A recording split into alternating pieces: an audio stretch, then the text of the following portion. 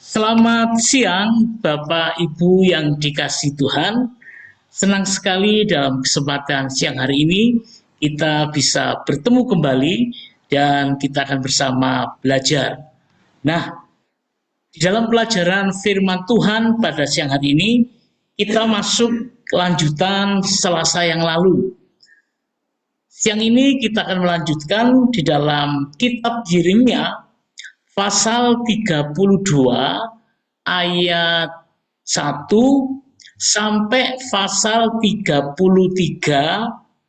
ayat ke-26. Wah, hari ini cukup panjang sekali ya. Tapi kita akan pelajari firman Tuhan ini biarlah menjadi berkat buat kita bersama. Mari kita masuk di dalam doa. Bapa di surga, kembali kami datang kepadamu dan kami bersyukur atas kasih setia Tuhan dan pemeliharaan Tuhan yang boleh kami rasakan. Siang hari ini kami akan belajar bersama-sama tentang kitab Yeremia pasal 31 dan pasal 33. Biarlah apa yang boleh kami pelajari pada siang hari ini boleh menjadikan wawasan baru dan berkat buat kita. Di dalam nama Tuhan Yesus Kristus, kami sudah berdoa dan mengucap syukur. Amin. Baik, kita akan bersama-sama melihat di dalam Yeremia pasal 32. Nah, kalau kita melihat di dalam pasal 32 ini, berbicara tentang pembelian ladang sebagai jaminan dari keselamatan Yehuda dan yang akan datang. Baik, kita akan bersama-sama membaca terlebih dulu bacaan kita pada siang hari ini. Kita membaca ayat 1 terlebih dulu tentang penghakiman-penghakiman dinubuatkan oleh Yeremia di dalam penjara. Ya. Jadi nubuatan yang disampaikan tentang nubuatan penghakiman itu disampaikan oleh Nabi Yeremia di dalam penjara. Mari kita akan baca bersama-sama ayat pertama sampai ayat kelima terlebih dulu ya. Pembelian ladang sebagai jaminan dari keselamatan Yehuda yang akan datang. Firman yang datang dari Tuhan kepada Yeremia dalam tahun yang ke-10 pemerintahan Sedekia, Raja Yehuda. Itulah tahun yang ke-18 pemerintahan Nebukadnezar. Pada waktu itu, tentara Raja Babel mengepung Yerusalem dan Nabi Yeremia ditahan di pelantaran penjagaan yang ada di istana Raja Yehuda. Ayat ketiga, sebab Sedekia Raja Yehuda telah menahan dia di sana dengan tujuan, mengapa engkau bernubuat beginilah firman Tuhan.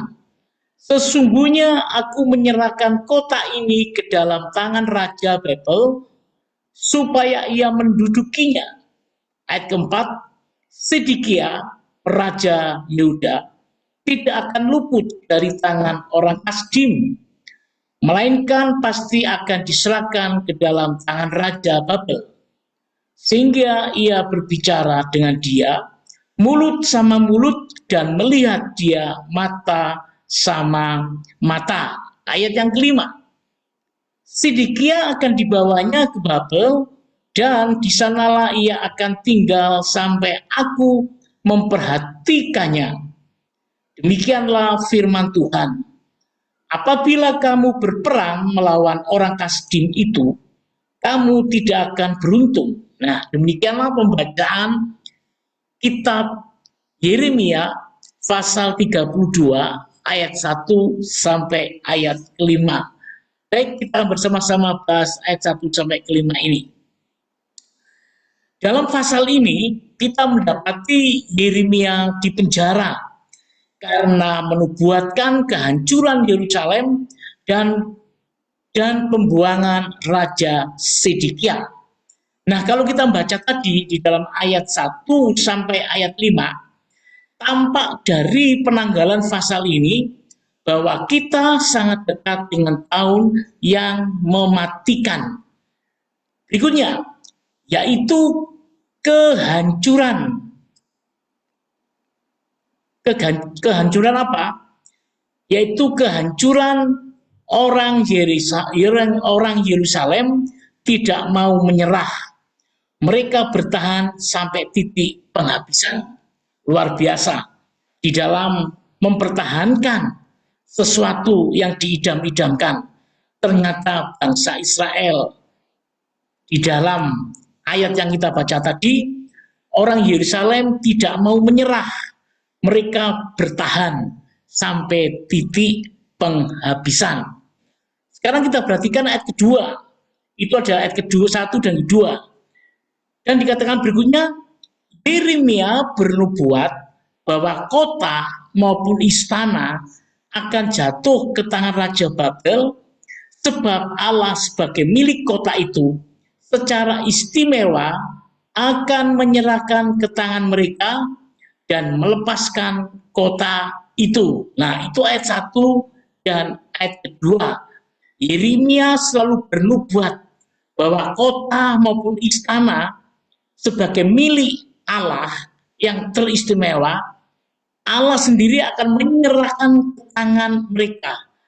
Tetapi bukan sekedar menyerahkan saja Allah kepada tangan mereka, tetapi juga Allah punya rencana akan melepaskan kota itu juga. Ayat yang ketiga, ya, dikatakan Raja Sedekia melarikan diri. Ia akan ditangkap dan diserahkan sebagai tawanan ke tangan Nebukadnezar yang membuat malu dan negeri karena membuat apa? Marah raja. Nah, rupanya Raja Nebukadnezar itu malu karena apa? Raja yang ditangkapnya Sedekia itu melarikan diri, biarpun akhirnya ditangkap. Nah, dengan pengkhianatan dan kepercayaan raja, dan Sedekia melihat mata dengan mata. Itu ada di ayat ketiga yang kita baca tadi 1 sampai 5. Nah, di dalam ayat keempat dikatakan Sedekia akan diangkut di Babel dan hidup sebagai orang buangan yang sengsara. Sampai Allah memperhatikan dan Allah mengakhiri hidupnya sampai ia mati alamnya. Seperti Nebukadnezar jauh sebelumnya mengakhiri hari-hari Sedekia.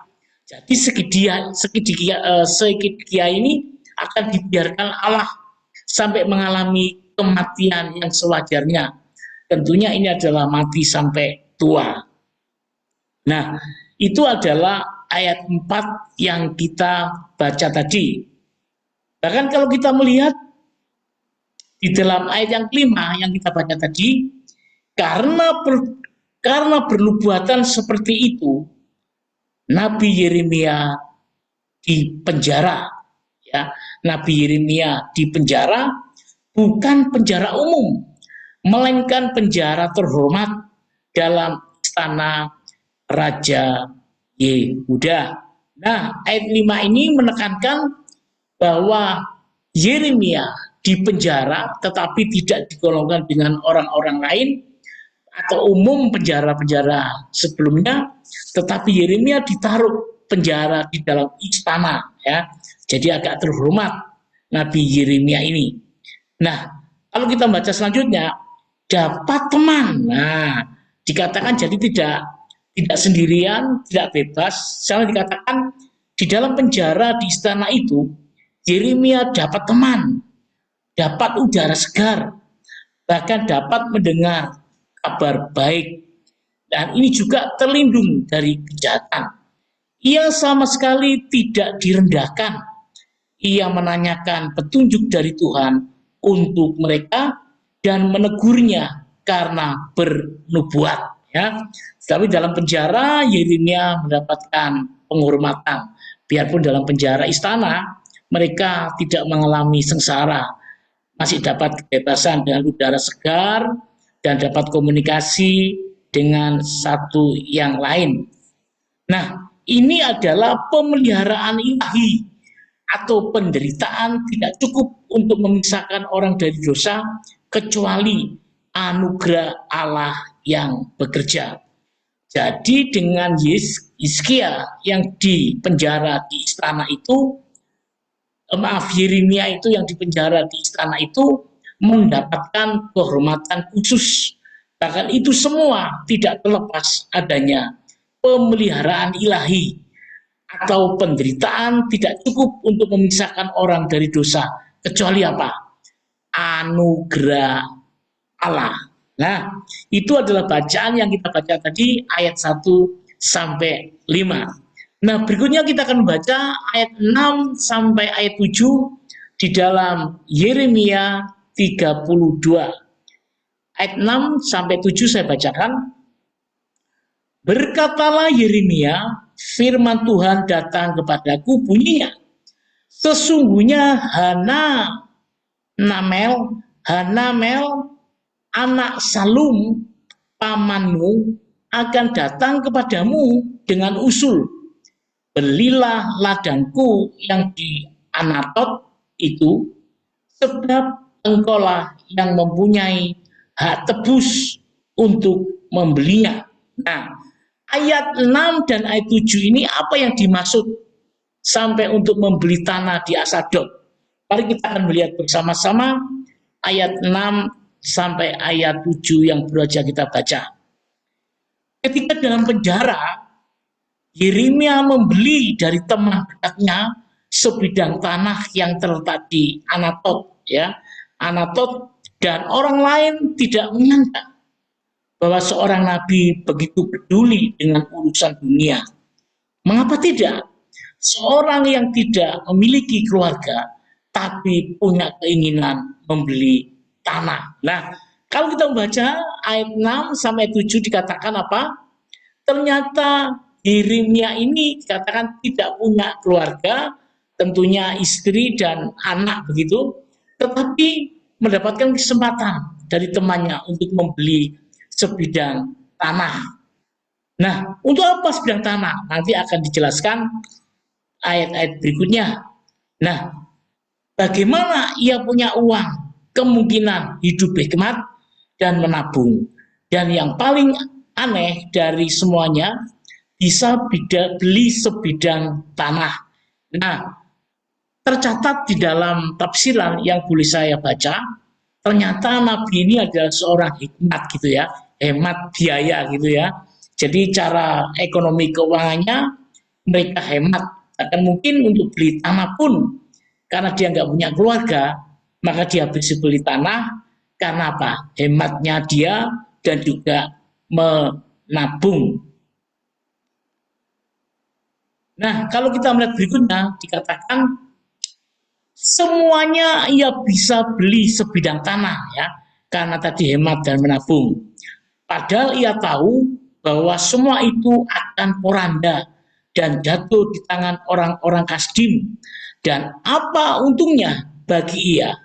Dan jadi kehendak Allah, ia harus membelinya. Padahal Yeremia sendiri tahu bahwa tanah yang dibelinya itu pun juga akan dikuasai orang lain. Tetapi kita akan melanjutkan melihat apa yang dimaksud Allah dengan bahwa semua atau Nabi Yeremia ini bisa beli sebidang tanah. Di samping itu, hak tebus adalah haknya Yeremia.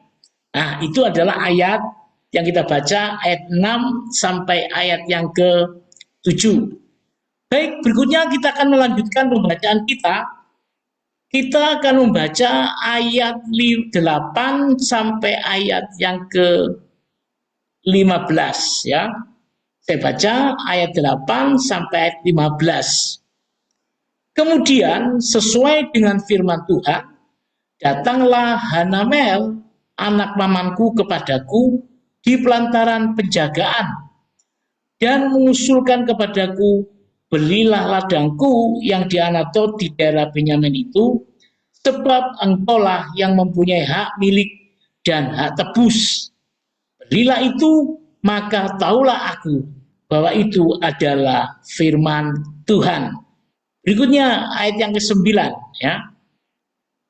Ayat 9 mengatakan, jadi aku membeli ladang yang di Anatot itu dari Hanamel anak pamanku dan menimbang uang baginya 17 sikal perak.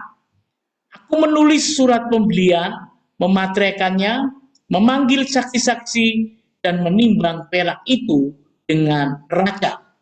Lalu aku mengambil surat pembelian yang berisi syarat dan ketetapan itu, baik yang dimateraikan maupun salinannya yang terbuka. Kemudian aku memberikan surat pembelian itu kepada Baruk bin Neria bin Manasya di depan Hanamel, anak pamanku, di depan para saksi yang telah menandatangani surat pembelian itu, dan di depan semua orang Yehuda yang ada di pelentaraan penjagaan itu. Ayat 13, di depan mereka aku memerintahkan kepada Baruk, kataku, beginilah firman Tuhan semesta alam, Allah Israel, ambillah surat-surat ini, baik surat pembelian yang dimateraikan itu, maupun salinan yang terbuka ini. Taruhlah semuanya itu dalam bejana tanah, supaya dapat tahan lama. Ayat berikutnya, ayat yang 15. Sebab beginilah firman Tuhan semesta alam, Allah Israel, rumah, ladang, dan kebun anggur akan dibeli pula di negeri ini. Nah, itulah bacaan ayat 8 sampai ayat 15 di dalam Yeremia 32. Apa itu yang dimaksud ayat-ayat yang kita baca tadi? Kalau kita melihat, dikatakan di dalam pasal 32 ayat 8 sampai 15 ini, dan jika ia menolak, ia tidak melakukan bagian seorang saudara, dan ia bisa menolak, tetapi seorang nabi dalam perkara ini harus melakukan sebagai kehormatan, sebagai pekerjaannya. Berikutnya, sepatutnya ia menggenapi seluruh kehendak Allah. Tanah itu terletak di pinggiran kota, para imam, dan sampai ia menolak, akan terjadi bahaya dengan cara ini. Dapat membawa kehormatan bagi Allah dan kebaikan terbesar bagi sahabat-sahabatnya.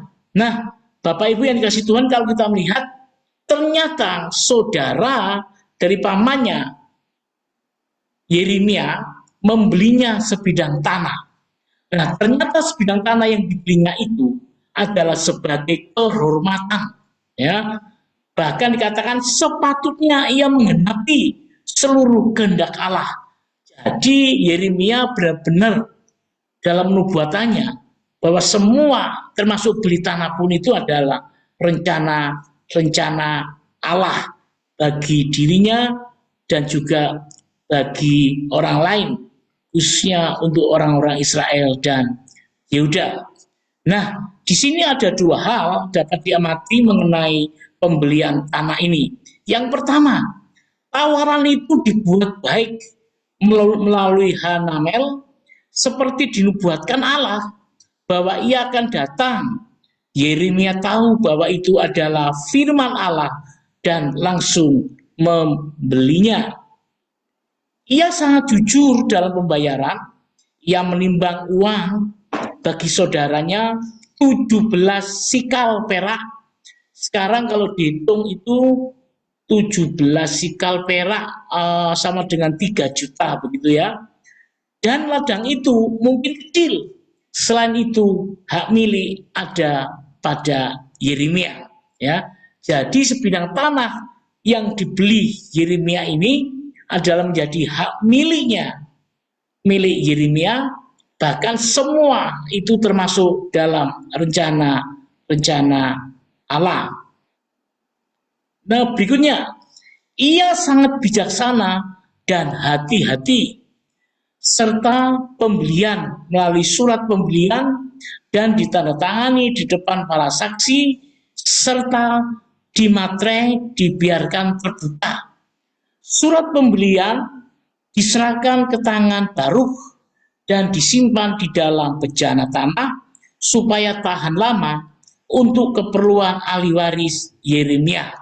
Jadi surat-surat yang ditandatangani tadi melalui saksi dan dimaterai, bahkan diberikan kepada siapa? Diberikan kepada Baruk untuk disimpan di dalam bejana tanah supaya apa? Supaya tahan lama untuk keperluan ahli waris Yeremia. Nah, berikutnya dikatakan lama untuk keperluan ahli waris Yeremia. Yeremia menyimpan warisan bagi anak cucunya. Padahal Yeremia tahu sendiri dia tidak punya anak istri dan keluarga, gitu ya. Apa maksud tawaran ini? Meskipun Yerusalem dikepung dan kemungkinan akan diporak-porandakan, namun waktunya akan datang, rumah ladang dan kebun anggur akan dibeli pula di negeri ini. Nah, bayangkan, ternyata ladang yang dibelinya itu menjadikan ancaman. Kenapa? Karena Yeremia juga tahu, maka semua tanah itu pun akan diporak-porandakan. Namun waktunya akan datang. Bukan saja tanah yang diporak-porandakan, tetapi juga kebun anggur dan juga negeri ini menjadikan begitu kacau. Nah, itu ayat 8 sampai ayat 14 yang kita baca bersama. Mari kita melihat yang terakhir ayat 15. Ayat 15 dikatakan, seperti halnya Allah menunjuk Yeremia untuk meneguhkan nubuatan-nubuatannya semakin dekat kehancuran Yerusalem dengan hidup, tidak menikah, serta menunjukkan pemulihan Yerusalem di masa depan dengan membeli ladang. Jadi semuanya yang dibeli Yeremia itu tidak terlepas adanya kehendak dan rencana Allah. Dan dikatakan, ayat berikutnya dikatakan, dan Allah berjanji, perhatikan ini penting sekali, dan Allah berjanji negeri ini akan kembali menjadi milik umatnya. Meskipun sekarang kita menderita, kita tidak akan menderita terus-menerus. Karena apa? Kita baca ayat berikutnya ya. Kita baca ayat yang ke-16. Dikatakan, sesudah kuberikan surat pembelian itu kepada Baruk bin Neria, berdoalah aku kepada Tuhan, kataku. Ternyata Yeremia, kalau kita melihat di dalam ayat 16 ini, Yeremia berdoa. Nah, kalau kita melihat doa Yeremia dikatakan, Yeremia berdoa kepada Allah setelah Allah menyingkapkan maksud negeri ini untuk merobohkannya dan seiring perjalanan waktu untuk membangunnya kembali. Di sini Nabi membingungkan diri sendiri. Ya. Jadi Nabi Yesaya ini bingung. Kenapa bingung? Dia sudah beli tanah, tapi rencana apa? Ladang, tanah, bahkan yang ada pada saat itu mungkin kemah juga dirubuhkan. Apa maksud Allah ini? Apa yang sudah ada, bahkan termasuk ladang Yeremia, akan dirubuhkan. Tetapi dikatakan seiring perjalanan waktu, ternyata Allah itu akan membangun kembali. Lah, inilah yang membuat Nabi itu bingung. Ketika merenungkan, Nabi bisa kehabisan akal. Dan bagaimana bisa mendamaikan dirinya dengan pesan-pesan itu? Nah, dalam kebingungan itu, ia dapat mencurahkan isi hatinya. Tadi dikatakan Yeremia berdoa itu ya, di hadapan Allah, dia berdoa, serta dapat ketenangan. Bahkan sebelum berdoa, Nabi memberikan surat-surat yang baru kepada Baruk, biarpun Yeremia berada di penjara. Sedang kesulitan, Allah tetap memberi pemeliharaan yang luar biasa. Wow. Yeremia memuji Allah dan kesempurnaan yang tak terbatas dan kemuliaan Sang Pencipta, katakan penopang dan pemberi, dan Yeremia mengakui kemaha kekuasaan yang dikehendakinya. Luar biasa dalam doanya, biarpun Yeremia membingungkan apa maksud rencana Allah, tetapi Yeremia tetap mengakui kemahakuasaan Allah. Bahkan dia tahu semuanya itu dikehendaki oleh Allah. Itu adalah ayat yang 16 yang dimaksud di dalam Yeremia yang kita baca tadi. Nah, berikutnya kita akan membaca ayat 17 sampai ayat yang ke-19 ya. Saya bacakan ayat 17 sampai ayat 19. Ayat 17. Ah Tuhan Allah, sesungguhnya Engkaulah yang telah menjadikan langit dan bumi dengan kekuatanmu yang besar dan dengan lenganmu yang terentang. Tiada suatu apapun yang mustahil untukmu. Ayat 18. Engkaulah yang menunjukkan kasih setiamu kepada beribu-ribu orang dan yang membalaskan kesalahan bapa kepada anak-anaknya yang datang kemudian. Ya Allah yang besar dan perkasa, namamu adalah Tuhan semesta alam. Ayat 19, besar dalam rancanganmu dan agung dalam perbuatanmu. Matamu terbuka terhadap segala tingkah langkah anak-anak manusia dengan menghajar setiap orang sesuai dengan tingkah langkahnya dan sesuai dengan buah perbuatannya. Itu adalah ayat 17 sampai ayat 19 yang kita sudah baca. Apa maksudnya? Di dalam Yeremia 32 ayat 17 dan 19. Dikatakan dalam kebingungan, ya sekali lagi, dalam kebingungannya Yeremia dan penyelenggaraan yang ilahi, mari kita renungkan bahwa Allah adalah sumber segalanya, dari segala yang ada. Ia menjadikan langit dan bumi dengan lengannya yang terentang.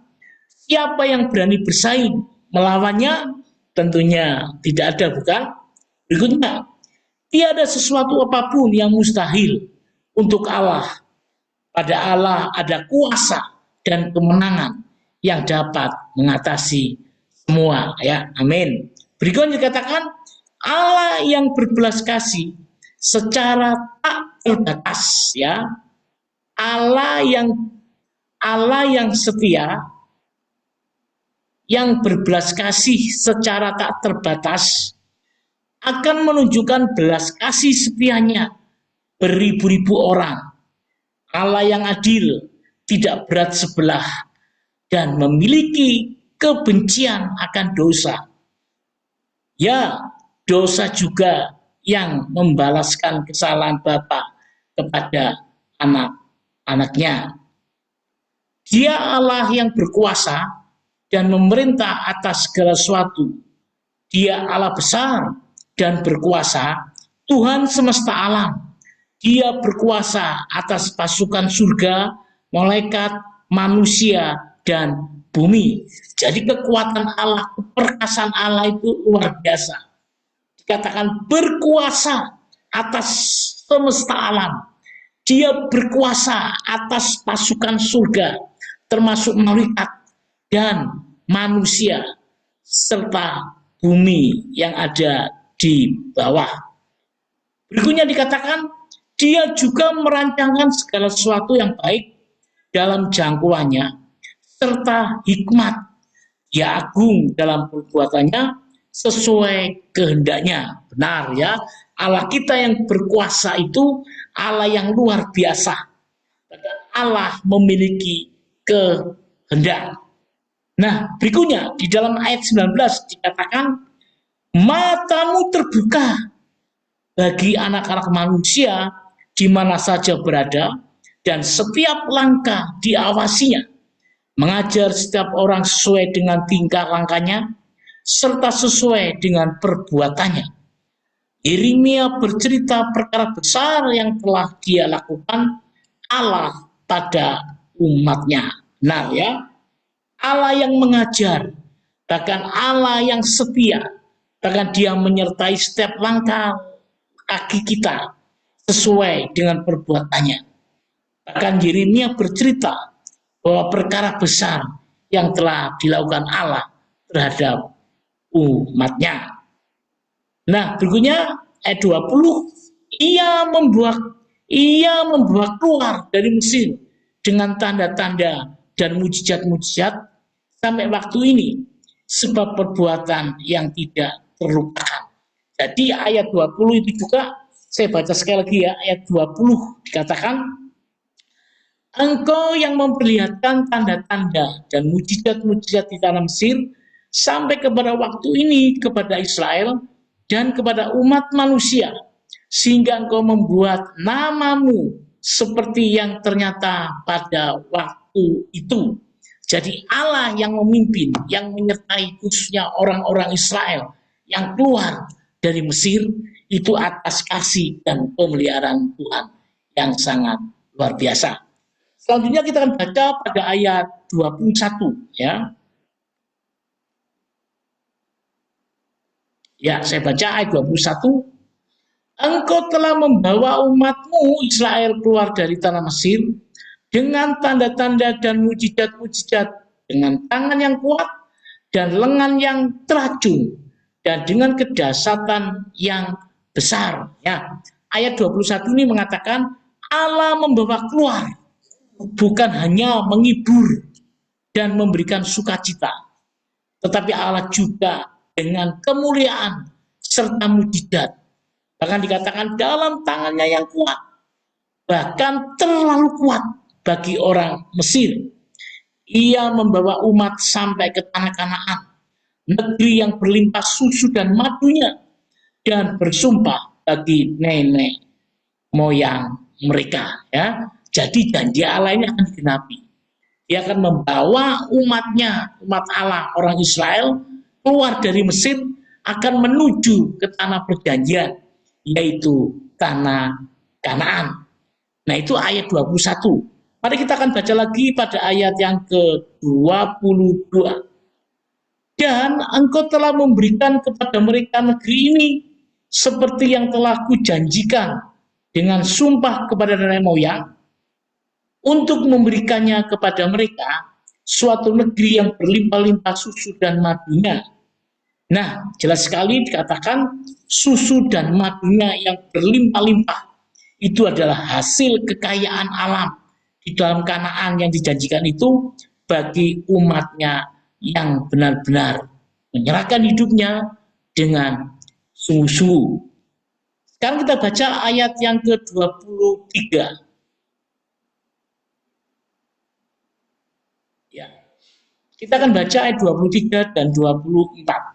Ayat 23, kemudian mereka memasuki dan mendudukinya, tetapi mereka tidak mendengarkan suaramu dan tidak berlakuan menurut Tauratmu. Mereka tidak melakukan segala apa yang kau perintahkan kepada mereka untuk dilakukan.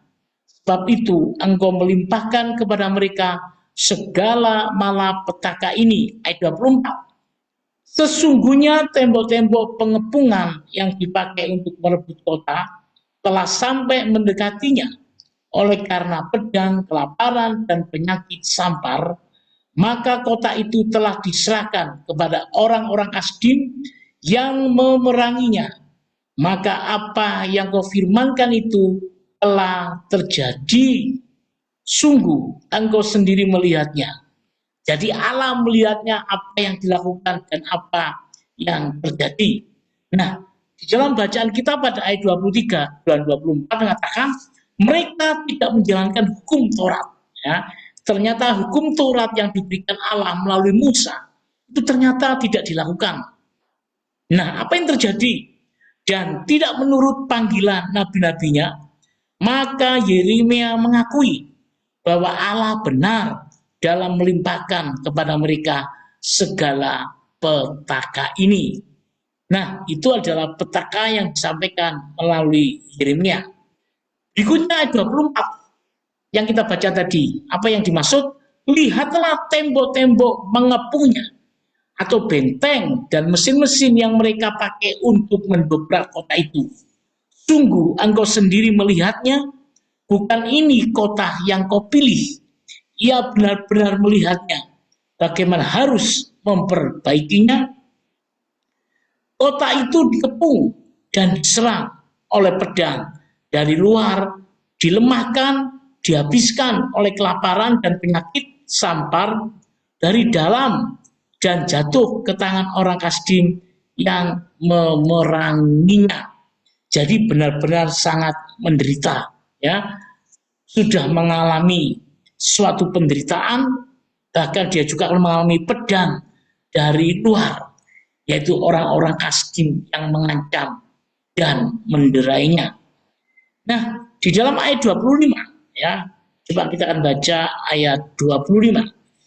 Ayat 25 dikatakan, namun engkau ya Tuhan Allah telah berfirman kepadaku, belilah ladang itu dengan perak dan panggillah saksi-saksi, padahal kota itu telah diserahkan ke dalam tangan orang-orang Kasdim.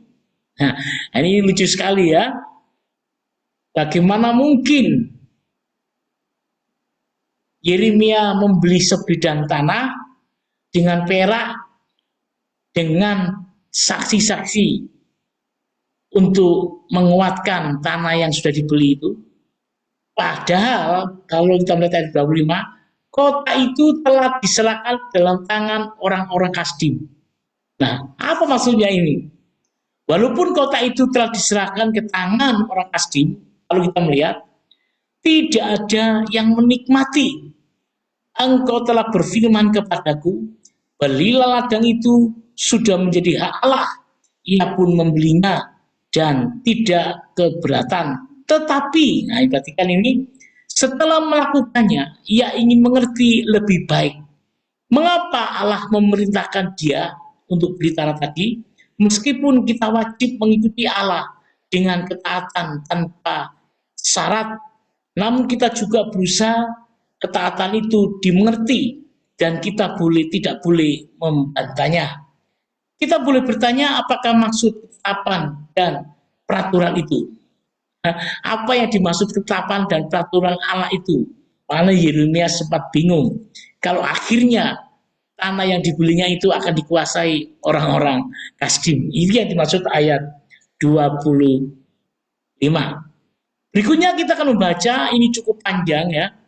Ayat 26 sampai ayat 24. Kita akan baca lebih dulu ayat 26. Firman Tuhan datang kepada Yeremia. Bunyinya, sesungguhnya akulah Tuhan Allah segala makhluk. Adakah sesuatu apapun yang mustahil untukku? Ayat 28. Sebab itu beginilah firman Tuhan, sesungguhnya aku berikan kota ini ke dalam tangan orang-orang Kasdim dan ke dalam tangan Nebukadnezar, Raja Babel. Dan ia akan merebutnya. Ayat 29. Orang-orang Kasdim yang memerangi kota ini akan datang membakarnya dan menghanguskannya, serta dengan rumah-rumah yang di atas sotonya, orang membakar kurban kepada Baal dan mempersembahkan kurban curahan kepada Allah lain untuk menimbulkan sakit hatiku. Nah, hati Allah. Dengan apa? Dengan cara memberikan persembahan kepada Baal lain, ilah lain. Berikutnya ayat yang ke-30. Sebab orang Israel dan orang Yehuda hanyalah melakukan yang jahat di mata Tuhan sejak masa mudanya. Sungguh orang Israel hanya menimbulkan sakit hatiku dengan perbuatan tangan mereka.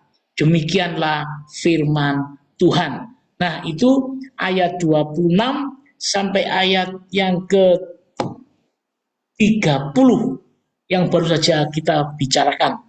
Apa maksudnya di dalam ayat 26 sampai ayat 30? Yang dikatakan bicara penghakiman yang dinubuatkan kembalinya orang Yahudi itu melalui janji-janji yang menyemangati. Di sini dapat jawaban Allah terhadap doa Yeremia yang dirancang untuk menenangkan pikiran dan memuatnya tentram. Jawaban itu berupa penyingkapan penuh tentang tujuan murka Allah terhadap akatan sekarang dan tujuan anugerah. Jadi Allah memiliki ada dua tujuan. Karena tujuannya apa?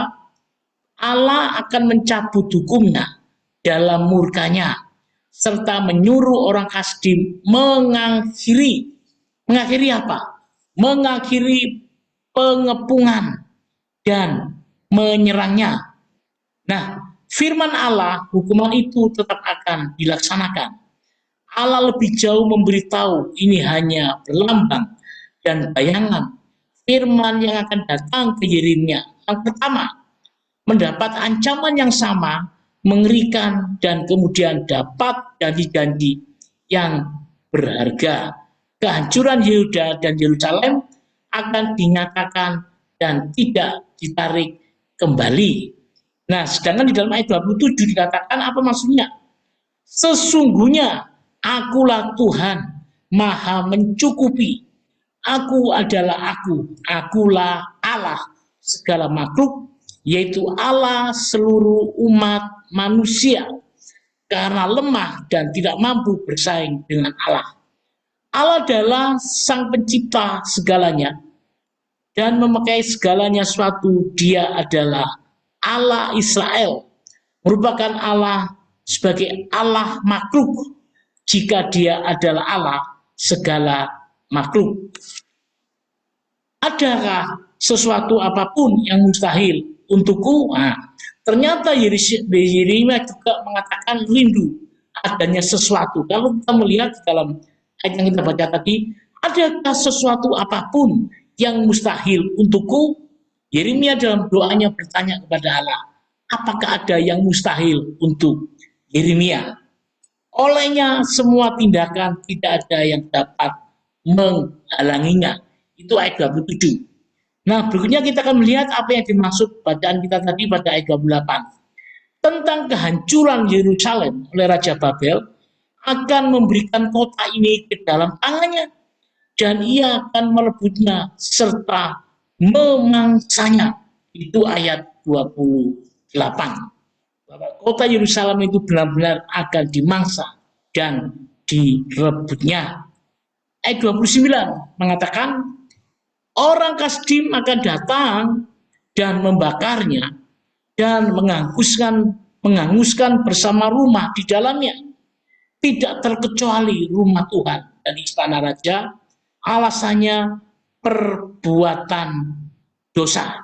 Nah, kalau kita melihat ayat 29 ini, ternyata bukan sekedar ladang saja, tetapi juga orang Kasdim ini datang dan membakarnya dan merusak rumah-rumah yang ada di dalamnya, bahkan istana raja. Bahkan lagi yang lebih geli lagi, ini semua adalah sebagai alasan perbuatan dosa. Ya tentu ya, apa yang dilakukan yang tidak menyenangkan orang, menghancurkan, menyusahkan orang, itu adalah perbuatan dosa. Mereka membakar kurban kepada Baal di atas soto rumah mereka dengan menentang keadilan Allah. Mereka berniat menghina Allah. Mereka melakukannya untuk menimbulkan sakit hati. Nah, ternyata apa yang dilakukan orang-orang Israel, orang Yahuda juga, mereka apa? Melakukan penyembahan kurban-kurban Baal Allah. Padahal dalam kesusahan, dalam rumah-rumah yang dibakar yang mereka alami, ternyata mereka apa? Melakukan penyembahan Baal. Nah, inilah yang menimbulkan sakit hati Allah. Dan yang ayat 30 dikatakan, mereka tidak bisa berharap mendapatkan kesenangan serta kehormatan mereka. Karena apa? Karena telah melakukan yang jahat di mata Tuhan dan murka Allah. Nah, kalau kita melihat apa yang dilakukan penyembahan berhala itu membuat hati Allah sakit. Bukan sekedar hati Allah sakit, tetapi dikatakan mataku dan murka Allah akan menimpa mereka. Coba kita akan melihat ayat 31 ya. Kita baca di dalam Yeremia 32 ayat 31. Saya baca, ya, kota ini telah membangkitkan murka dan kehangatan amarahku mulai dari hari didirikannya sampai hari ini, sehingga aku harus menyingkirkan dari hadapanku. Nah, jadi Allah punya rencana apa? Menyingkapkan dan menyingkirkan. Menyingkirkan apa? Menyingkirkan dari hadapan Tuhan tentang hal-hal penyembahan hal tadi. Nah, di dalam ayat 31, perilaku dalam segala hal menimbulkan sakit hati Allah dan dikatakan penghinaan yang diberikan umat kepada Allah, di mana ia dikenal dengan namanya masyhur dan disertai berkemah ditemukan menimbulkan sakit hati. Di ayat 31 itu membuat Allah sakit. Ya. Ayat berikutnya kita melihat ayat 32. Karena segala kejahatan yang dilakukan oleh orang Israel dan orang Yehuda untuk menimbulkan sakit hatiku. Nah, itu ayat 32. Semuanya itu menimbulkan sakit hati Allah. Ayat 33. Ayat 33 dikatakan, saya bacakan ayat 33 di dalam Yeremia 32. Ayat 33. Mereka membelakangi aku dan tidak menghadap kepadaku. Dan sekalipun aku menghajar mereka terus-menerus, tiada mereka mau mendengarkan atau menerima pengajaran. Ternyata mereka juga apa? Tidak mau pengajaran yang Allah berikan. Apa maksud ayat 33 ini? Aku menghajar mereka dengan cara perilaku yang baik dengan penuh perhatian.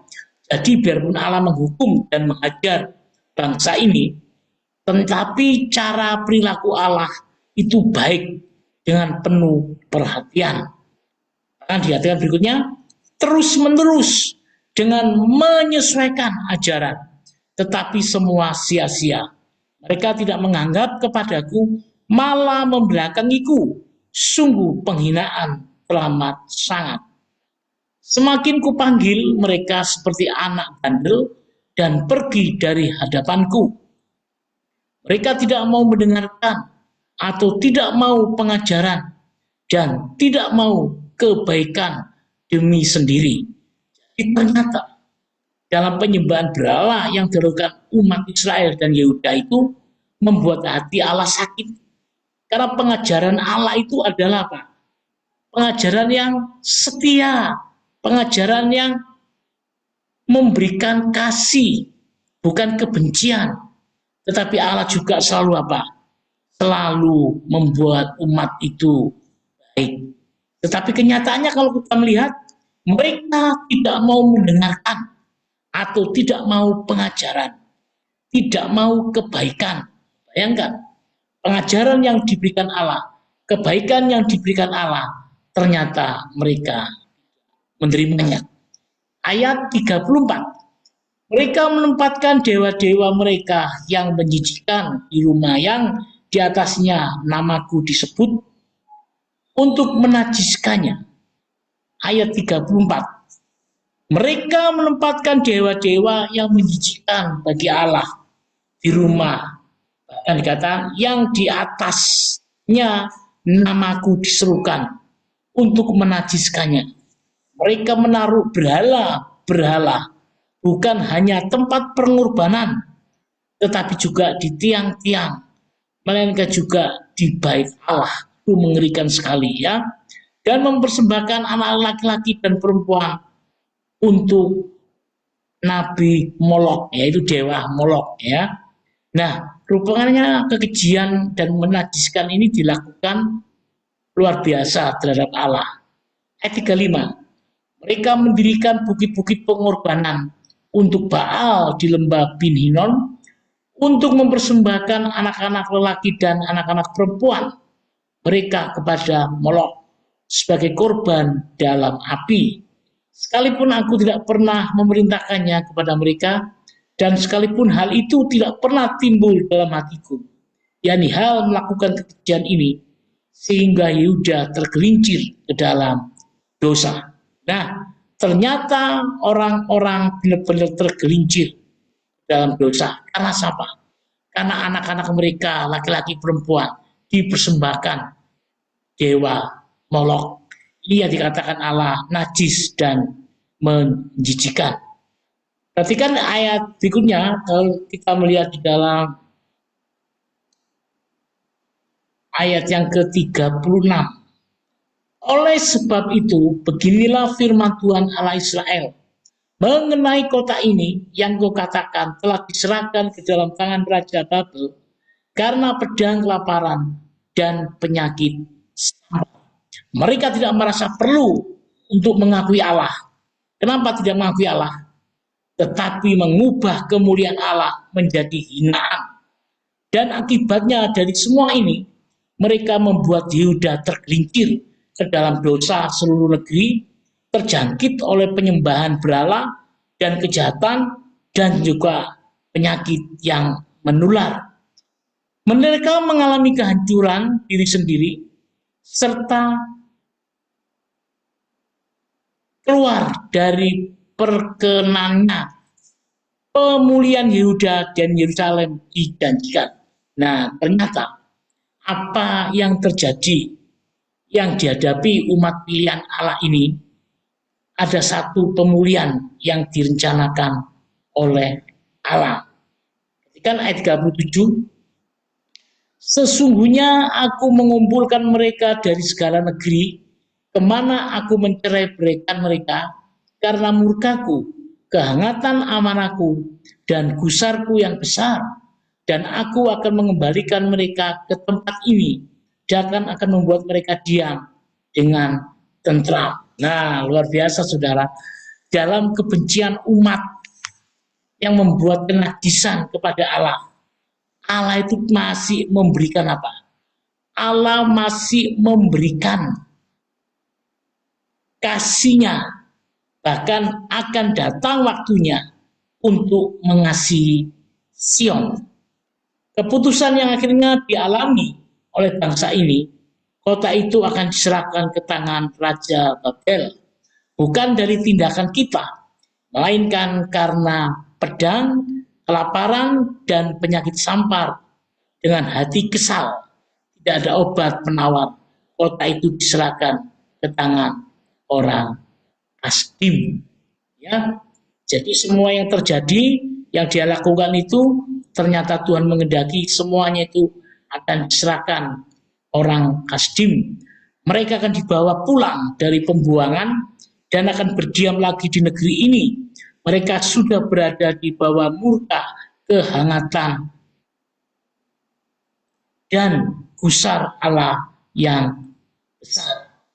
Sekarang mereka ambil bagian dalam anugerah kebaikan yang besar.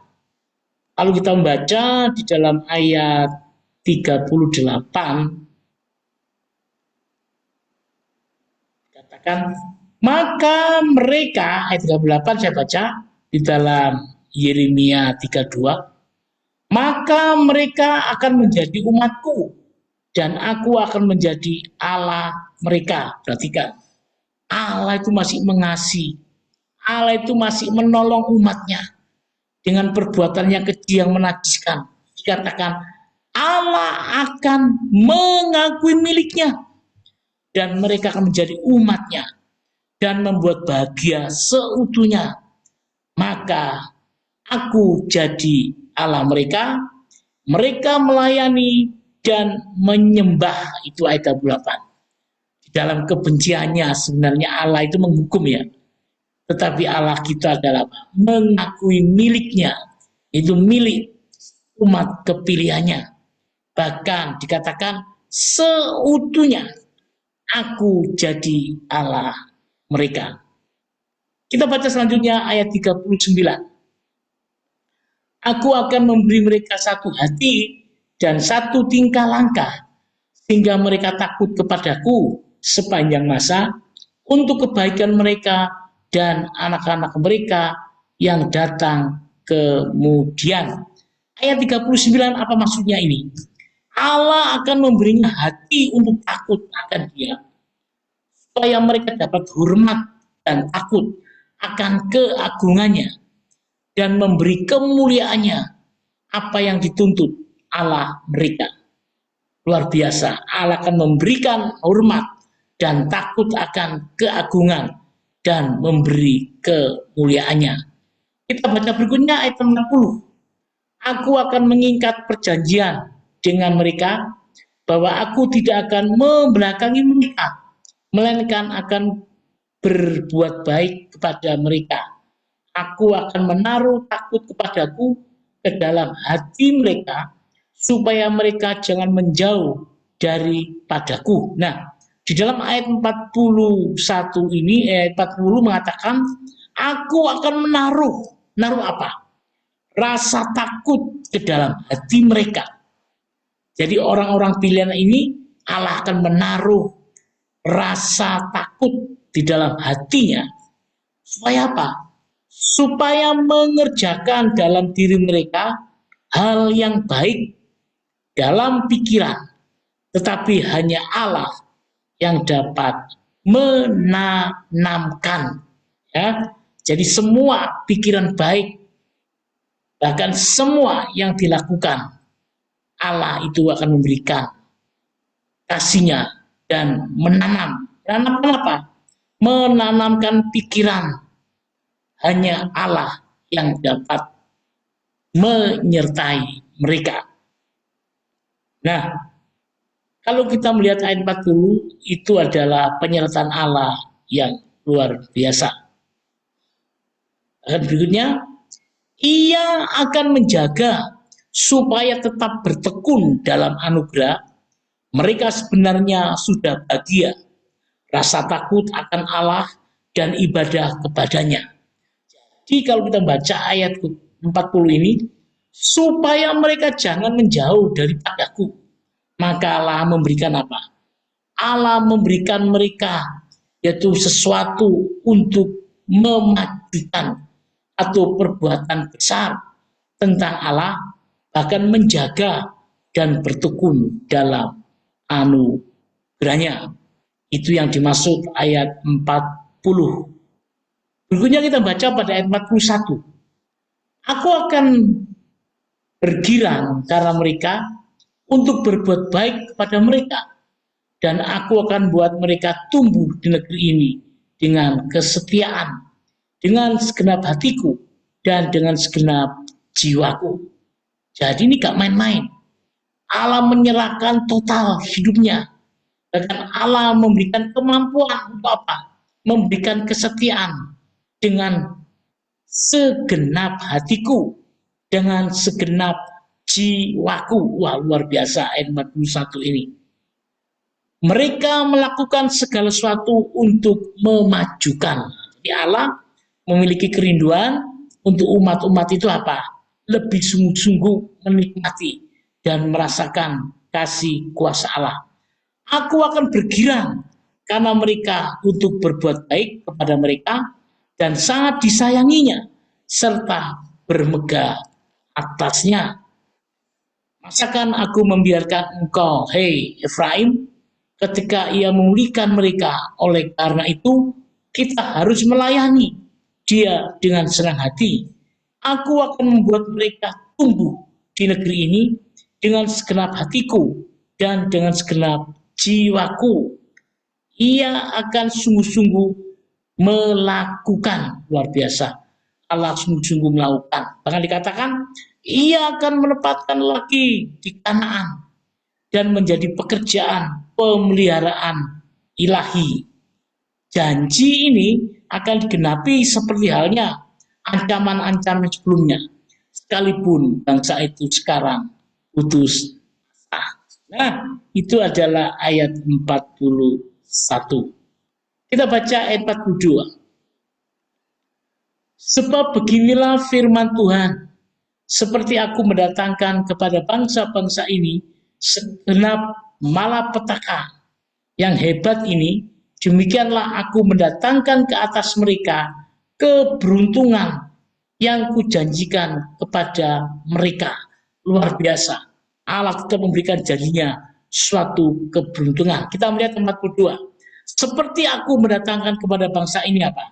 Segenap malapetaka yang hebat ini sesuai ancaman itu, dan demi kemuliaan keadilan ilahi, demikian aku mendatangkan di atas mereka apa?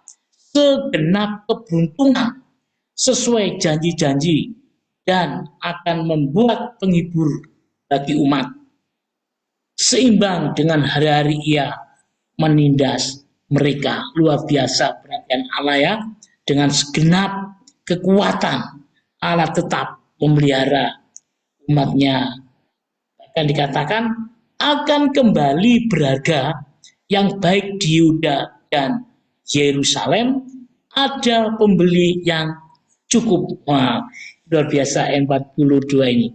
Kita baca berikutnya ayat 43 dan 44 ya. 43 dan 44. Orang akan membeli ladang lagi di negeri ini yang kamu katakan itu adalah tempat tandus tanpa manusia dan hewan. Itu telah diserahkan ke dalam tangan orang-orang Kasdim. Orang akan membeli ladang-ladang dengan perak, menulis surat pembelian, memateraikannya, dan memanggil saksi-saksi di daerah Benyamin, di sekitar Yerusalem, di kota-kota Yehuda, di kota-kota pegunungan, di kota-kota daerah bukit, dan di kota-kota tanah Negeb. Sebab aku akan memulihkan, ini luar biasa ayat 43 dan 44. Sebab aku akan memulihkan keadaan mereka, demikianlah firman Tuhan. Nah, di dalam pasal 32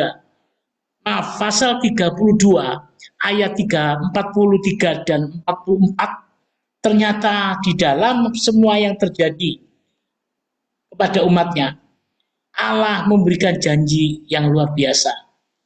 Di sana dikatakan apa? Kalau kita melihat dalam ayat 44, sebab aku akan memulihkan keadaan mereka, demikianlah firman Tuhan. Janjinya apa? Allah memberikan kemuliaan, atau Allah memberikan pemulihan. Coba perhatikan ayat 44, 43 dan 44. Dan 44, orang akan beli ladang di negeri ini, dan orang akan mendambakan punya tanah di sini daripada tempat lain, di kota dan pegunungan dan lembah. Pertanian akan hidup kembali, hukum akan kembali berjalan sebagaimana mestinya. Orang-orang akan menulis dan memateraikannya surat pembelian. Hal ini disebutkan untuk mendamaikan hati Yeremia, dan pembeli-pembeli hanyalah kemiripan-kemiripan yang samar-samar dengan harta milik yang sudah dibeli. Ya, itu yang dimaksud ayat yang kita baca tadi, ayat 43 dan ayat 44. Sekarang kita akan masuki fase yang baru ya. Kita akan melihat fase yang baru. Kita membaca di dalam Yeremia pasal 33. Kita akan mulai hal yang baru. Di dalam pasal 33 ini, kalau kita melihat di pasal 43 dan 44 ini, kita akan melihat sesuatu yang baru. Coba kita akan baca di dalam Yeremia pasal 34 ya. Kita baca pasal 33 ayat 1, 33. Bentar ya. Ya, pasal 33 di dalam Yeremia ini berbicara tentang janji pemulihan keadilan Yerusalem dan Yehuda. Ini pasal yang terakhir, pasal 33 yang kita baca ini berbicara tentang janji pemulihan keadilan Yerusalem dan Yehuda. Kita akan baca lebih dulu di dalam, kalau kita melihat ayat 1 sampai 9 itu adalah harapan-harapan yang membesarkan hati. Ya. Pasal ini ayat 1 sampai 9 itu berbicara harapan-harapan yang membesarkan hati. Nah, di dalam pasal 1 ayat 9 dikatakan sebagian besar sama dengan pasal sebelumnya, yaitu untuk meneguhkan janji tentang pemulihan orang-orang Yahudi sekalipun mereka sudah runtuh dan tercerai-berai. Jemaat Injil akhirnya harus menyerahkan martabat dan hak istimewanya bahwa Yerusalem akan dibangun dan didirikan kembali. Wah, luar biasa. Janji Allah memulihkan bahwa bangsa Israel ini, Yerusalem dan Yehuda akan dibangun dan didirikan kembali. Mari kita akan baca bersama-sama terlebih dulu ayat 1 sampai 6 ya. Dikatakan waktu terjadinya nubuatan yang menghibur ini dipercayakan Allah pada Yeremia, tidak dikatakan kapan tepatnya. Dikatakan firman itu datang untuk kedua. Kita baca ya. Ayat 1 sampai 6. Datanglah firman Tuhan untuk kedua kalinya kepada Yeremia ketika ia masih terkurung di penjara. Di perantaran penjara, penjagaan itu bunyinya. Ayat 2. Beginilah firman Tuhan yang telah menjadikan bumi dengan membentuknya dan menegakkannya. Tuhan ialah namanya. Ayat 3. Berserulah kepadaku, maka aku akan menjawab. Engkau dan akan memberitahukan kepadamu hal-hal yang besar dan yang tidak terpahami, yakni hal-hal yang tidak kau ketahui. Ayat 4. Sebab beginilah firman Tuhan Allah Israel mengenai rumah-rumah di kota ini dan mengenai gedung-gedung istana Raja Yehuda yang dirobohkan untuk dipakai terhadap tembok-tembok pengepungan dan pedang orang. Ayat 5. Dikatakan orang akan masuk pertempuran melawan orang-orang Kasdim dan kota ini akan penuh dengan bangkai-bangkai manusia yang telah kupukul mati karena murkaku dan kehangatan amarahku. Sebab aku telah menyembunyikan wajahku dari kota ini oleh karena kejahatan mereka. Ayat 6. Sesungguhnya aku akan mendatangkan kepada mereka kesehatan dan kesembuhan, dan aku akan menyembuhkan mereka dan akan menyingkapkan kepada mereka kesejahteraan dan keamanan yang berlimpah-limpah. Wah, ini ternyata apa yang dibahas ayat 1 sampai 6 ini dikatakan waktu terjadinya nubuatan yang menghibur ini dipercayakan Allah pada Yeremia, tidak dikatakan kapan tepatnya ya. Firman itu datang untuk kedua kalinya. Allah berfirman dengan satu dua cara untuk membesarkan hati umatnya, sehingga perlu aturan untuk melakukan kewajiban seperti firman sebelumnya datang kepada Yeremia ketika ia masih di dalam penjara. Tidak ada gembok atau jeruji yang dapat menutup pintu terhadap rahmatnya. Di mana penderitaan bertambah banyak, di sana penghiburan menjadi berlimpah-limpah.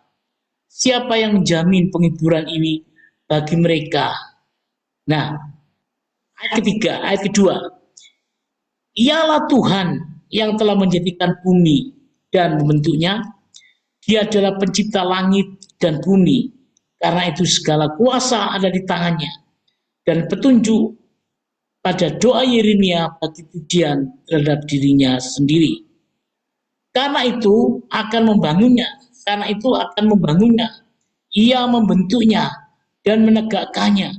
Dan karena itu janji penghiburan ini akan tegak hingga ditambahkan hal yang tidak tergoncangkan. Ia adalah pencipta dan pembentuk janji ini.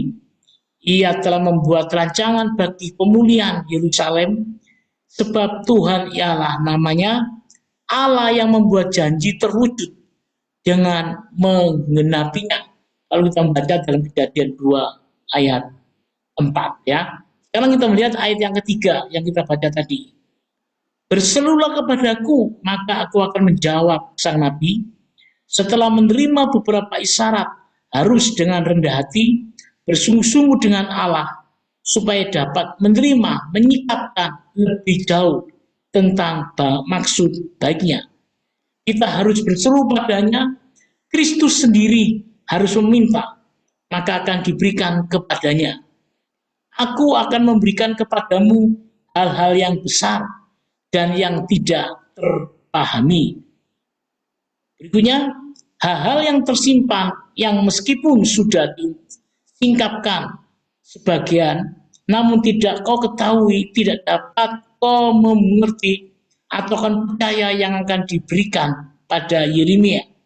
Bukan untuk menggantikan doa, melainkan untuk menyemangati. Itu ayat yang ketiga. Nah, berikutnya kalau kita membaca yang kita baca tadi ayat 45, dikatakan rumah-rumah di kota ini tidak terkecuali gedung istana Raja Yehuda akan dirobohkan untuk dipakai apa? Untuk dipakai terhadap tembok-tembok pengepungan, dirobohkan oleh alat pendobrak dan oleh pedang dan kapak atau palu. Menara pun akan dirobohkan dengan beliung-beliung, lebih jauh dari keadaan Yerusalem yang kacau pada saat itu. Orang-orang yang masuk pertempuran melawan orang Kasdim, sehingga rumah-rumah di Yerusalem penuh dengan bangkai-bangkai manusia yang tewas, penuh luka-luka akibat menyerang para pengepung itu. Allah berfirman, orang itu adalah orang yang telah Dia pukul mati karena murkanya, sebab mereka adalah orang oleh karena kejahatan mereka. Berkat apa yang telah disediakan Allah untuk Yehuda dan Yerusalem, yang akan menebus semua kesusahan mereka? Apakah mereka menderita sakit dan terluka? Allah akan menyediakan obat yang mujarab untuk menyembuhkannya. Seluruh kepala sakit dan seluruh hati lemah lesu. Itu ditulis dalam Yesaya 7 ayat 22. Tetapi perhatikan ayat 6 yang kita baca tadi. Aku akan mendatangkan kepada mereka. Mendatangkan apa Allah kepada mereka? Dalam kekacauan begitu. Dikatakan ayat 6, aku akan mendatangkan kepada mereka kesehatan dan kesembuhan. Wah, luar biasa Allah kita ya. Allah bukan saja mengasihi, memberikan janji-janjinya, tetapi Allah juga dikatakan akan mendatangkan kepada mereka kesehatan dan kesembuhan. Akan dikatakan, aku akan mencegah kematian, menyingkirkan penyakit, dan memperbaiki kembali semuanya. Dosa Yerusalem adalah penyakit yang dideritanya. Kalau kita membaca dalam Yesaya pasal 1 ayat ke-6 ya. Dosa Yerusalem adalah penyakit yang dideritanya. Oleh itu perlu pemulihan. Katakan, aku akan menyingkapkan kepada mereka kesejahteraan dan keamanan, damai sejahtera dan kebenaran yang berlimpah-limpah. Bahkan dikatakan, aku akan memberikan mereka apa? Pada waktunya, dan memberikan harapan yang membesarkan hati tentang damai sejahtera dan kebenaran. Jadi di sini menuntut pada Injil Kristus. kasih karunia dan kebenaran. Kelimpahannya datang pada saat Yesus Kristus supaya kita mempunyai hidup. Yesus memerintah dengan kuasa kebenaran. Kalau kita melihat di dalam Yohanes pasal 18 ayat 37, Yesus memerintah supaya kita mempunyai hidup. Yesus memerintah dengan kuasa dan kebenaran. Dan dengan kuasa itu, ia memberikan damai sejahtera yang melimpah. Kalau dicatat di dalam Perjanjian Lama, kitab Mazmur 72 ayat yang ke-7. Nah, bahwa pewahyuan ilahi berupa damai sejahtera dan kebenaran membawa kesehatan dan kesembuhan bagi semua orang. Disampaikan firman dan disembuhkan mereka. Firman itu membuat jiwa teratur dan membuat layak untuk bekerja dan menikmati hidup. Apakah bangsa mereka terbaring dalam kehancuran? Aku akan memulihkan mereka. Wah, luar biasa kasih setia Allah. Dalam kehancuran, Allah akan tetap memulihkan. Sekarang kita akan melihat pada ayat yang ke-7, ya. Kita akan membaca ayat 7. Ayat 7 dikatakan, Aku akan memulihkan keadaan Yehuda dan Israel dan akan membangun mereka seperti dahulu. Allah memiliki janji. Allah akan apa? Allah akan membangun kembali. Bahkan dikatakan, baik keadaan Israel dan Yehuda, meskipun mereka di bawah Zerubabel, terutama kaum Yehuda, Benyamin, dan Lewi, dan aku akan membangun mereka seperti dahulu. Maka Allah akan memulangkan mereka kembali dan melakukan apa yang semula dikerjakannya. Apakah dosa penyebab dari semua masalah? Ya, memang benar ya. Pertanyaan yang diberikan, apakah dosa penyebab dari semua masalah? Itu akan diampuni dan ditaklukkan. Dan akhir dari penghakiman akan dimatikan. Wow, luar biasa janji Allah itu ya. Jadi penyebab dosa itu, maka Allah akan mengampuni dan menaklukkan dari akar penghakiman dan akan mematikan segala dosa-dosa yang tidak berkenan. Ayat 8, Aku akan mentahirkan mereka dari segala kesalahan yang mereka lakukan dengan berdosa terhadap aku, dan aku akan mengampuni segala kesalahan yang mereka lakukan dengan berdosa dan dengan memberontak terhadap aku, dan kota ini akan menjadi pokok kegirangan.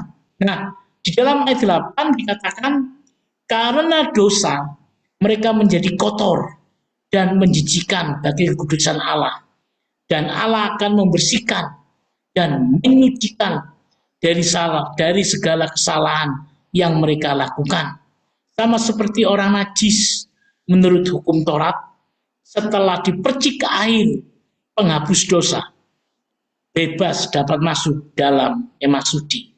Ketika Allah mentahirkan mereka dari kesalahan yang mereka lakukan, Daud berdoa, bersihkanlah aku dari dosa dengan hisop.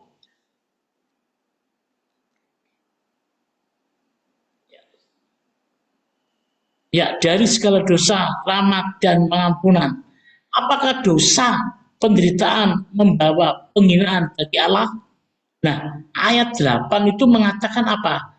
Dengan memperandaan terhadap aku dan kota ini akan menjadi pokok kegirangan. Ternyata di dalam ayat 8 ini Allah memiliki apa? Allah memiliki pengharapan. Harus berhadapan dengan pengadilan. Tetapi Allah akan mengampuni segala kesalahan yang umat lakukan demi anugerah yang menguduskan akan dibebaskan dari hal-hal dosa. Ayat 9. Lalu kita melihat ayat 9 selanjutnya. ayat 9. Kita akan melihat ayat 9 yang kita baca. Dan kota ini akan menjadi pokok kegirangan, ternama, terpuji dan terhormat bagiku di depan segala bangsa di bumi yang telah mendengar tentang segala kebajikan yang kulakukan kepadanya. Mereka akan terkejut dan gemetar karena kebajikan dan segala kesejahteraan yang kulakukan kepadanya. Yerusalem dibangun kembali dan Yehuda dipadati penduduk, bahkan menjadi pokok kegirangan ternama bagiku. Demikianlah sekarang mereka senang hatinya dan menjadi terpuji dan terhormat di depan segala bangsa. Sesudah dipulihkan, Yerusalem dan Yehuda akan memulihkan Yerusalem dan Yehuda akan memuliakan Allah, dan bangsa yang sudah diperbarui akan membawa nama baik bagi agama. Berikutnya dikatakan, bangsa-bangsa akan mendengar tentang segala kebajikan yang telah dilakukan Allah dalam dirinya melalui anugerahnya. Keajaiban-keajaiban dari pembebasan mereka dari Mesir, dan mereka akan terkejut dan gemetar dari kebajikan ini. Kalau kita melihat mereka gemetar dan terkejut dalam kebajikan itu bisa dilihat di dalam Hosea 3 pasal 3 ayat yang kelima. Bangsa-bangsa sekitar akan takut akan kemakmuran Yerusalem dan memandang bangsa Yahudi yang bertumbuh makin besar itu sebagai bangsa yang benar serta tangguh. Luar biasa ya, besar dan tangguh. Bagaikan bulan purnama dan bercahaya bagaikan surga, ia juga dahsyat seperti bala tentara dengan panjinya. Itu adalah ayat sampai ayat yang ke-10.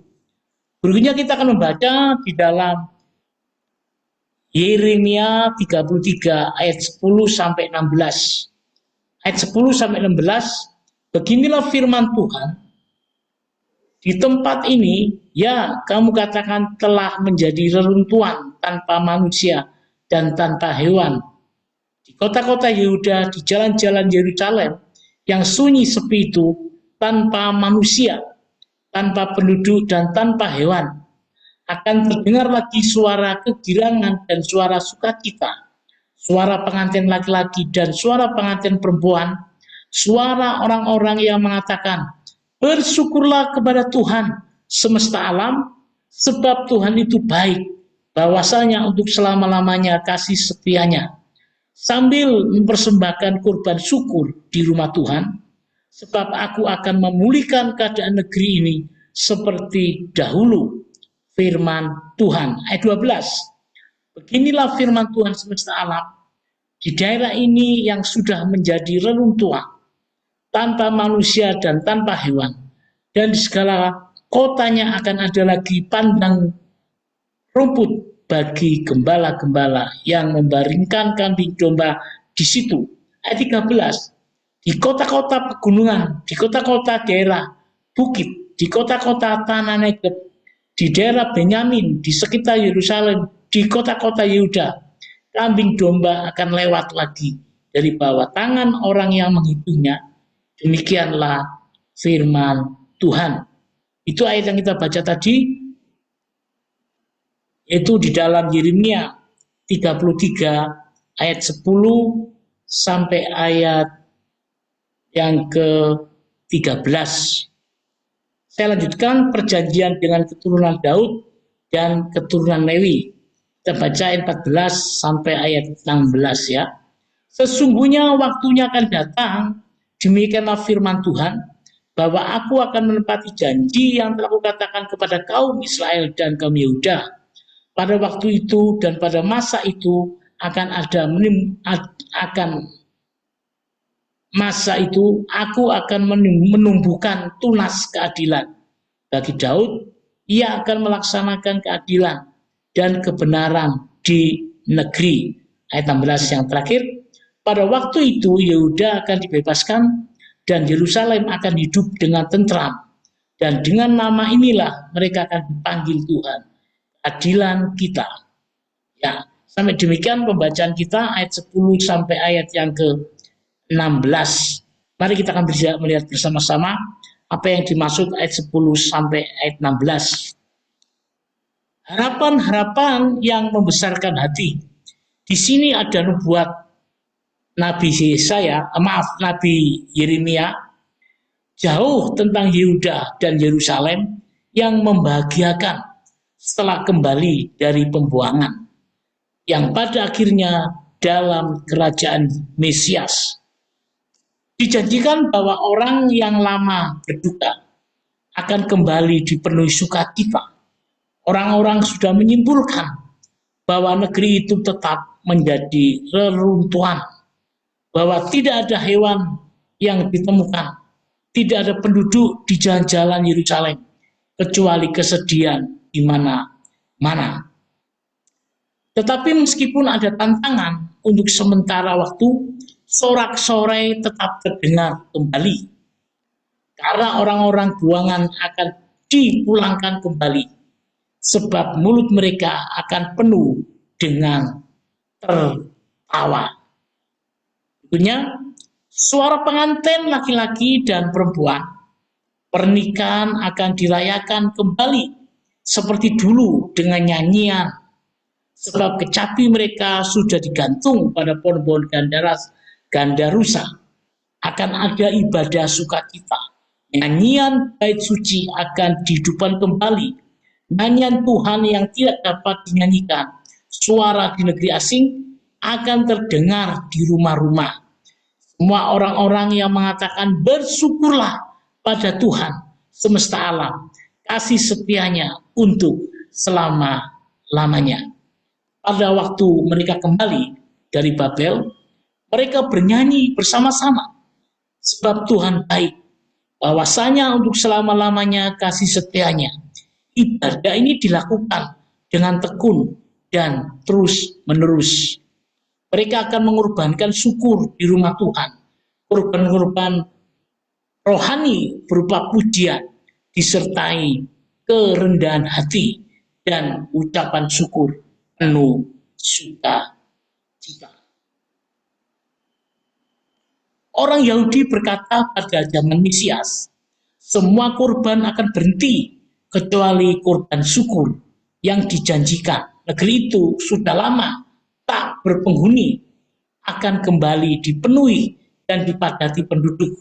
Setelah mereka kembali, padang rumput akan kembali. Ya.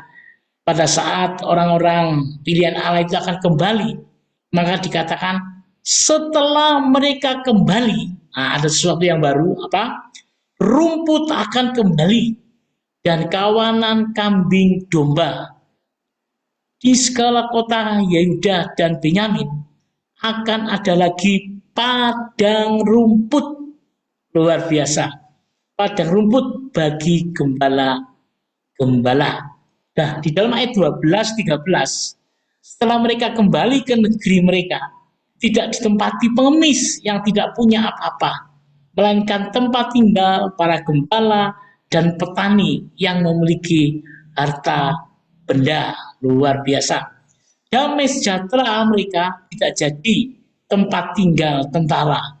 Tidak ada kemah dan tenda-tenda. Kalau kita melihat dalam Mazmur 144 ayat 13 dan 14, tidak ada tempat tinggal tentara, tidak ada kemah dan tenda-tenda. Dan turunan Yakub pada mulanya bermegah. Nah, kita melihat keturunan Yakub pada mulanya bermegah, pada mulanya dari apa?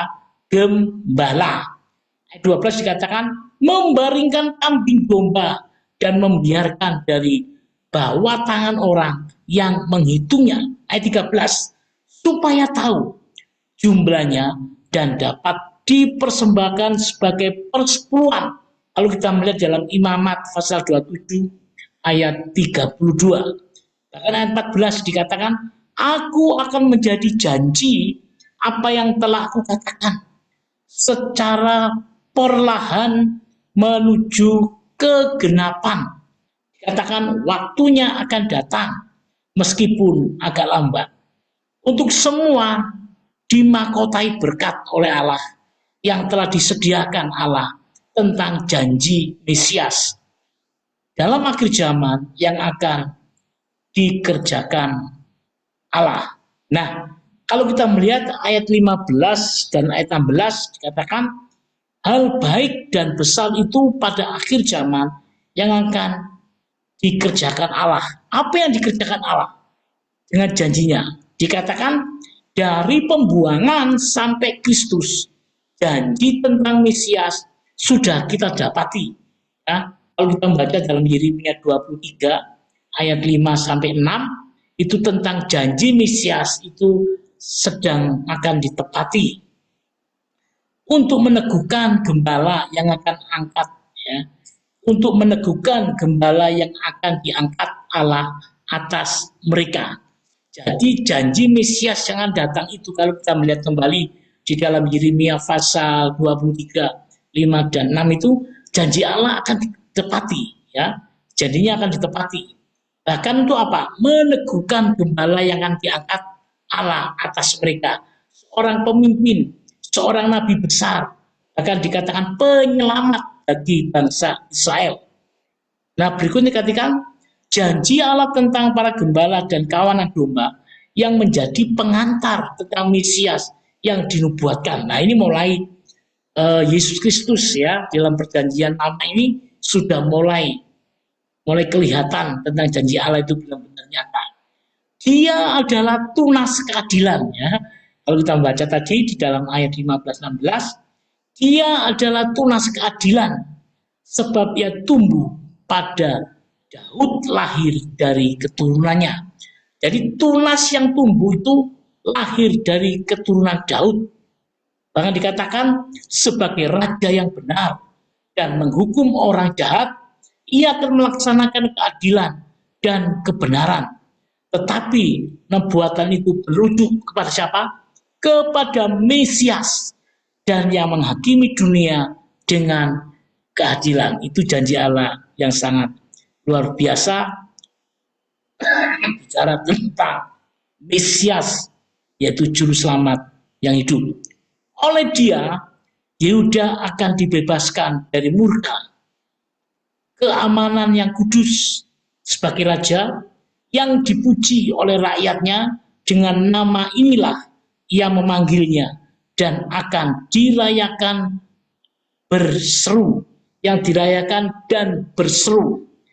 Dia yang akan menyebut Tuhan keadilan kita, dan Yerusalem disebut Tuhan hadir di situ.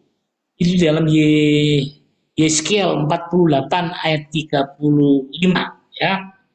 Berikutnya dikatakan keadilan dan kekuatan hanya ada di dalam Tuhan.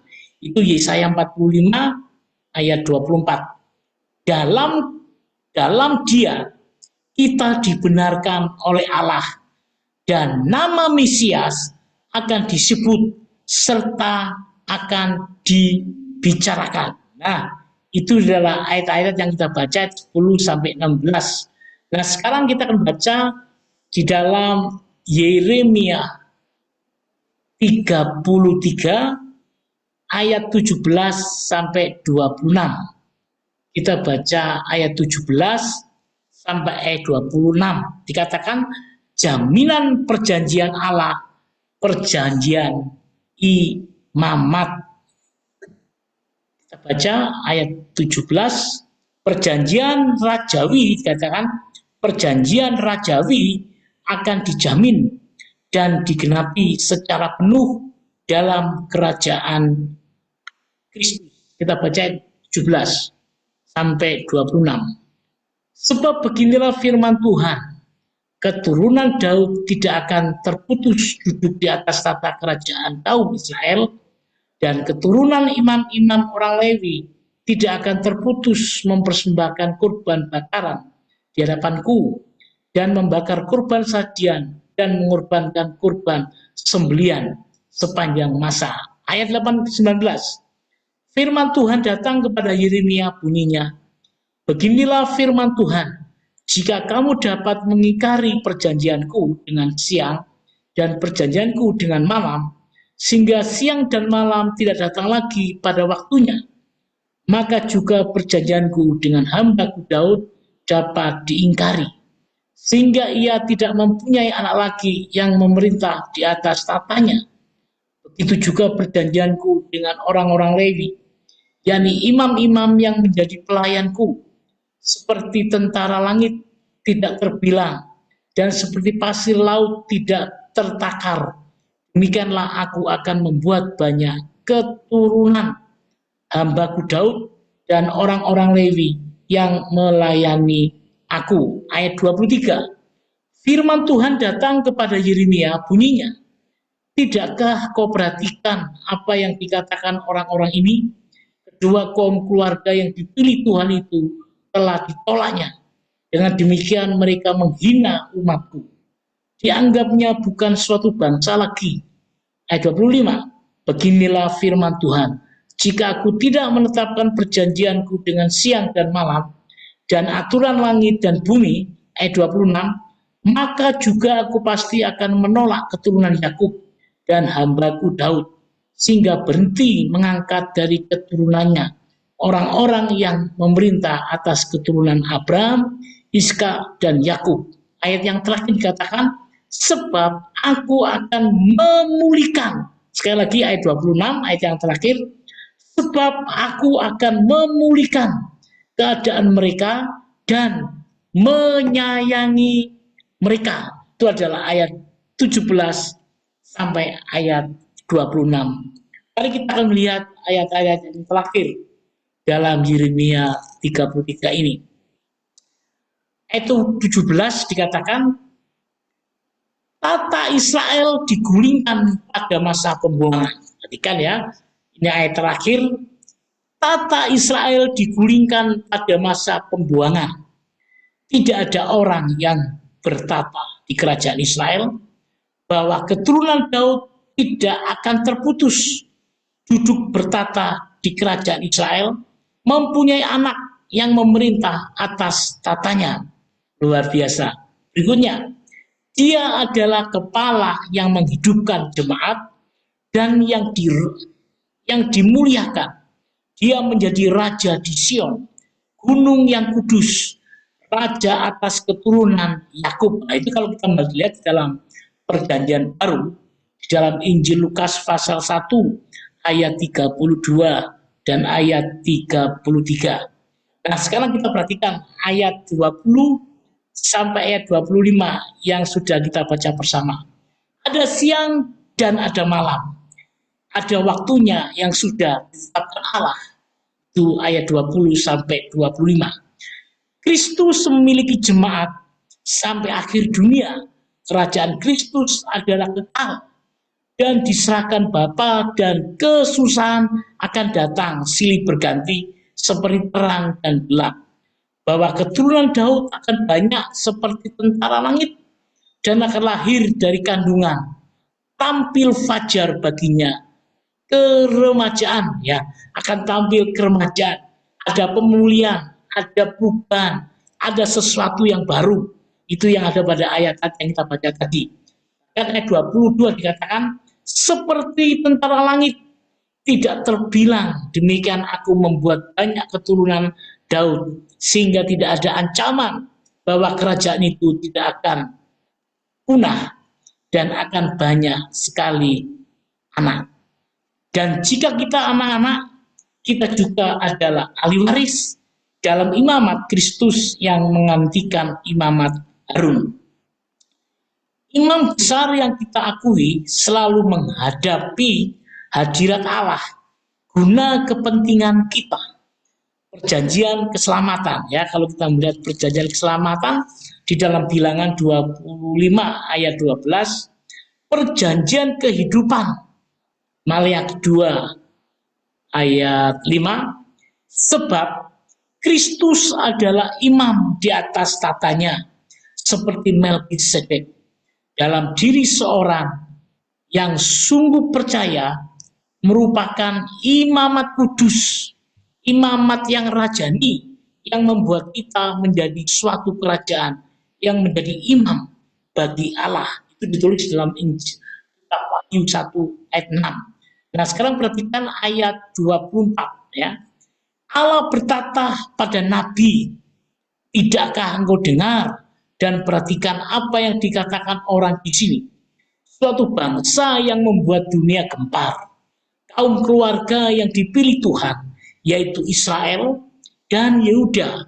Lihatlah betapa teguhnya perjanjian itu. Berdiri Kristuslah, keturunan Daud, yang akan menjadi penguasa. Demikianlah raja ini tidak akan kekurangan bangsa. Kekristenan selalu ada dalam pemerintahan yang ada. Aku akan memulihkan keadaan mereka. Aku akan menyayangi mereka. Kepada siapa janji ini terunjuk ya? Jadi janji yang ditujukan akan memulihkan dan akan apa? Merubah keadaan, akan menyayangi mereka. Jadi Allah itu aku akan menyayangi mereka. Dan kepada siapa janji ini? Nah, kalau kita melihat di dalam Galatia pasal 6 ayat 16, semua orang yang dirinya dipimpin oleh Injil dijadikan sebagai Israel milik Allah. Yang atas mereka turunlah damai sejahtera dan rahmat. Luar biasa. Kesempatan siang hari ini kita boleh belajar di mana di dalam perjanjian lama sampai perjanjian baru, pertolongan Allah Bapa sampai Yesus datang ke dunia benar-benar digenapi melalui janji-janjinya. Dalam kitab Yeremia ini yang kita pelajari, kita mendapatkan sesuatu yang baru, di mana ada perjanjian lama yang digenapi dengan perjanjian baru. Sehingga dikatakan dijadikan sebagai Israel. Nah, kita ini akan dijadikan sebagai milik Israel, milik Allah, yang atas mereka turunlah damai sejahtera dan rahmatnya. Demikianlah yang boleh saya sampaikan dari Yeremia pasal 32 ayat 1 sampai Yeremia pasal 33 ayat yang ke-26. Biarlah menjadikan berkat buat kita bersama dalam pendalaman Alkitab firman Tuhan pada siang hari ini. Tuhan Yesus memberkati. Mari kita berdoa.